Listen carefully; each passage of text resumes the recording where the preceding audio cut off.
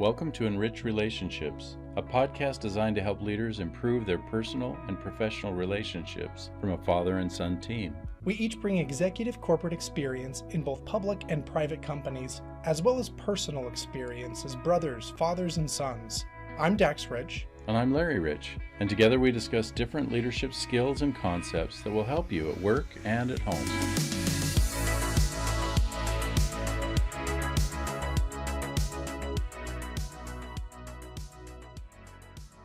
This podcast is going to focus on maintaining sanity in a toxic work situation. Immediately when someone hears that, either they're going to really resonate to it or they're going to be like, gee, I've never been in a situation like that. So for those of you that have been in that and can resonate, may I suggest that a situation that comes to mind was where I had an employee she was a very positive person, and those who knew her very well liked her. But the CEO of our organization was not as positive of a person and really for some reason didn't like this individual. And this individual, because they had been so positive, kind of rubbed some people wrong, and they had gone to the CEO and complained about her attitude and that it was just too bubbly. And she had also made a couple mistakes in a report that she had done. And so when I had my meeting with the CEO, I was immediately lambasted about her. First, it was about the mistakes she'd made in the reporting that she had done. And then it turned into her behavior. And as we talked more and more, at first I said, well, that's just the type of an individual she is. And as we talked about the mistakes that she had made, I took responsibility as the leader for that and said, you know what, I should have looked more carefully at this because I submitted this report and it's got my name on it, but I had her do the work. And the CEO quickly corrected me and said, never take responsibility for someone else's mistakes. And I, at that time, was taken back that I would be accosted like that. But I also thought, my goodness, I make mistakes all the time. And when I make mistakes, it's a lot easier just to say, sorry, I made a mistake, and just, move on and not turn it into an awful thing about that person or kind of a retribution situation. That kind of led to an environment there were things along the path that more and more I could tell this work environment is getting a little rough. And other situations happened with this CEO because she knew that I wanted to support my team, and she didn't agree. If mistakes were made, that person is held accountable, nobody else. It doesn't matter if they have a leader or somebody else, that person suffers. So over time, that leader left and another one came. And the environment of the place just got more and more toxic. And there were many people who were afraid that their emails were being read, and there was cameras on them, and just a lot of things in the work environment where it started to become really toxic and very, very scary and threatening. And so anyway, I made a decision that I was going to start looking for other employment. And I had some ideas of some things that I was interested in, and actually had some interviews and got really excited about some possibilities. But at the same time, I had great people that I worked with. And one of the things I learned is I had to be very quiet, which was difficult because I didn't want people saying that I was looking for another job.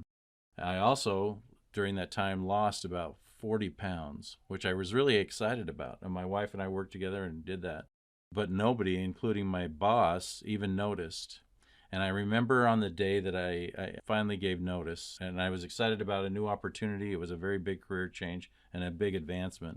But I remember having my exit meeting with my boss, and actually it was the CEO, the next CEO. And I remember as we were talking, and he was just so negative about the work that I'd done and my leaving and all that kind of stuff. And I said, the saddest thing is I've been here, I've worked with you now for several months. I've lost 40 pounds and no one's noticed. And I just said, that's so sad of how focused we've gotten on things that don't mean anything, that this environment has become like this. So for those who are in a toxic work environment, I hope you can find a change or make a change. But at the same time, I think it's important that we're able to find a way that we can get to an environment that supports what it is that's important to us and not stay in that toxic environment or become part of that toxic environment.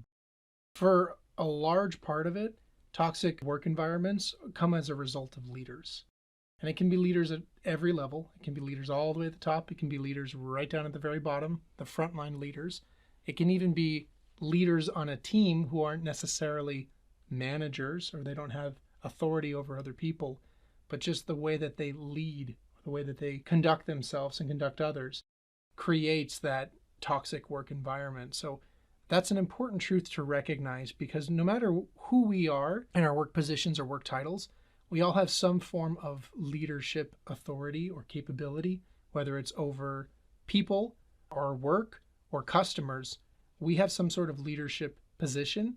And so we as leaders create or remove toxic work environments by, like you said, focusing on people, focusing on the things that matter, and focusing on what are we doing wrong? What are some things we can be doing better? Or what are the things we're doing really well?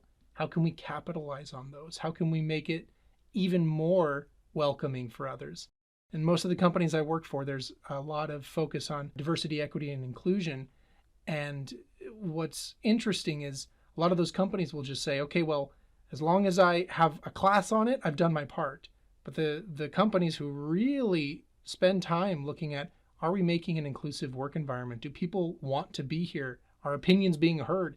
And they're actively looking for ways to promote different thoughts and diverse perspectives. Those are the companies that people are happy at. Those are companies where I've been happy at, or the teams where I've been happy at, because my manager took it seriously. My leader took it seriously. The other truth that you shared is just that active mindset of, I'm not going to let myself sit and suffer, which my father and I have seen lots of examples of people either say, I see that I'm in a toxic work environment. What am I going to do to get out of it? Or I'm in a toxic work environment. That sucks. And that's all they say, and they just kind of sit there and complain about it. And I've heard a lot of different perspectives about the value of proactively looking for a new role, and then the other one of just sitting and stewing. And it all comes back to making some sort of active decision. The worst thing we can ever do in a toxic work environment is just sit and complain, because that does nothing. One option we have, and one really good option, is to seek a way to create change. And if that's working with our teammates, maybe that's working with another team, it's saying, hey, what can I do? What do I have influence over? And how can I promote more positive change or more positive work environment? Then we can do that. And that's a great thing to do. I know a coworker of mine who we're hoping to bring on a podcast future episode, but she does a really great job with this. She worked in a really toxic work environment. And I said to her a couple years ago, so you're going to quit? She said, ooh, no. And I said, oh, well, you don't want to sit and stew. She said, oh, I'm not sitting and stewing. I'm looking for ways that I can make it better, because if it's bad for me, I guarantee it's bad for 5 or 10 other people. And I'm just the one who's the most vocal about it. And so what she did is she would set up meetings with skip level managers, meetings with managers in other teams. She'd collect ideas from them, collect feedback. She'd share feedback with her own manager. She'd be vocal, and she'd also be vocally self-critical. She'd say, hey, here's some things that I'm not doing well, and I'm going to share with everybody, either in a team meeting or maybe just a Monday morning positive message. She'd share, hey, here's something I'm working on. Encourage everybody to try smiling more at work, or whatever it was. And she was very proactive in trying to create a more positive work environment. And what was cool is it did make a more positive work environment for just a few people. It didn't change the culture of the company, and it didn't change the culture of her team even. But what it did do is just a few people who were feeling really depressed at work had a very different experience because of the direct work that she did. And then what she decided to do is that second choice. And that second choice is we can just decide to leave. And I like that in your case, you said, you know what, I just need to leave. It's a bad work environment. And there are times where we just need to call a spade and say, this is a bad work environment. There's nothing that's going to get these folks to change in the immediate future. And what I mean by that is everyone's capable of change, but there are times where we say, my head is stuck in the sand and I'm not going to take it out for a little while until a big life event happens, or maybe the company suffers in a big way. But for that reason, we have to also recognize that there's no strategy, there's no wisdom to just sitting and hoping that things will change, because hope is not a strategy. So you said that you looked for new employment and you did that quietly. And that's a great call to action.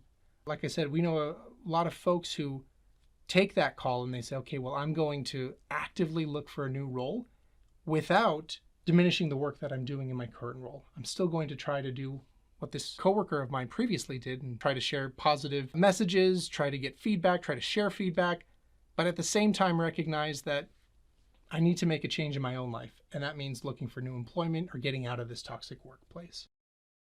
And I was just thinking, with the example of the person that you worked with, she took where she was at and made lemonade out of lemons, if you will. And I guess in focusing this now to family, in a situation with our family, obviously that's a different, as far as, we don't start saying, well, I'm going to look for a new family or I'm going to look for a new spouse. The reality really is, given where I'm at, and maybe it's a marriage that we're in just for a couple of months, a couple of weeks, or maybe it's years, there's so many pieces to that, to really look at the person and our relationship with them and the years or whatever time, and also the importance of that person in our life. Obviously, we chose that person, and we chose to create an enriched relationship with them for our whole life, and maybe beyond that. And so if that's the case, I think we shouldn't be afraid to shake things up and do things differently. I love what your colleague did, as far as she went in with a more positive attitude, or said, I'm going to make a difference. I went to different people. And I think if we can look for ways that we can build our spouse, if we look for ways that we can do things that are different. I remember getting a chart of date nights that you scratch off the activity, and that's the date night. And they're the most random date nights ever. I'm not really good at being creative. I kind of like to do the same thing over and over. But this was a wonderful idea, and Mom and I had been talking about what kind of things could we do, and especially with our kids as we became empty nesters, it's so easy to get into a rut or a routine, and to look at different ways that you can do things that are important and spend time together, and maybe try new hobbies, or just shake it up so that it can be constantly new, and go back to remembering what was the things that attracted us together, because it's in those environments that we had earlier on in our relationship. As we recreate those, maybe not necessarily doing the same things, but having those same feelings again, I think it enriches that relationship. It rebuilds the permanency of our marriage, and also the same thing with our family. Our family vacation, now that all of our kids are grown, it's fun to talk about what would all of you like to do. This last year, we even said, okay, how about if each of you come back with a proposal, and we'll take a family vote and we'll decide what we're going to do. But to shake it up so it's not like, oh, here comes summer and now we're going to have to figure out what we're, to shake it up and switch it around so that it can really build the relationships. I'll steal a quote from one of my favorite bosses in my career. And she said to me, never give up on people. And I think that that's the truth here. That's the difference, as we're talking about leaving the toxic work environment, but not leaving a spouse, not leaving a family. And the difference is we don't give up on people. We never do. How could you enrich a relationship if you gave up on a person? I just encourage, if our listeners are saying, well, where's the difference here? How do I differentiate the two? Well, it really ties back to that. We never give up on people. And to wrap things up, I'd like to share just one more amazing attribute about that great boss of mine. One thing that I admire about her tremendously is that to this day, she continues to check in on those people that she worked with in previous roles, such as myself. She reaches out to me on a semi-frequent basis just to see how I'm doing and check in on me. And what I love about that is there's no job commitment there.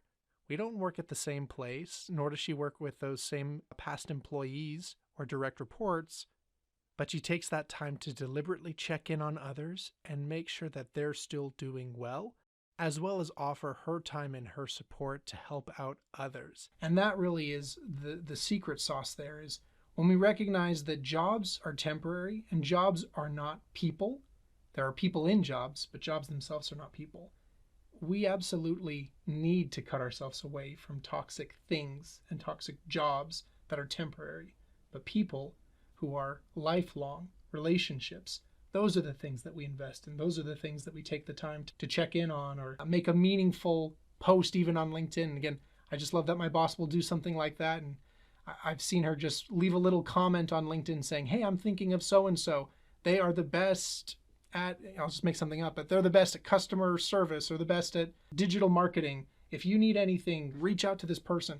And it's so cool that she does that, because it, again, ties people back to relationships and have them focus on the things that matter. Thank you for tuning into today's episode, and be sure to check out our other episodes where we explore additional ways to enrich your relationships at work and with your family. Before you take off, we invite you to subscribe and share what you liked from this episode with friends, colleagues, and family. Take a moment and share feedback and suggestions with us directly at enrichrelationshipspodcast@gmail.com. Lasting change comes from enriching your relationships both at work and at home.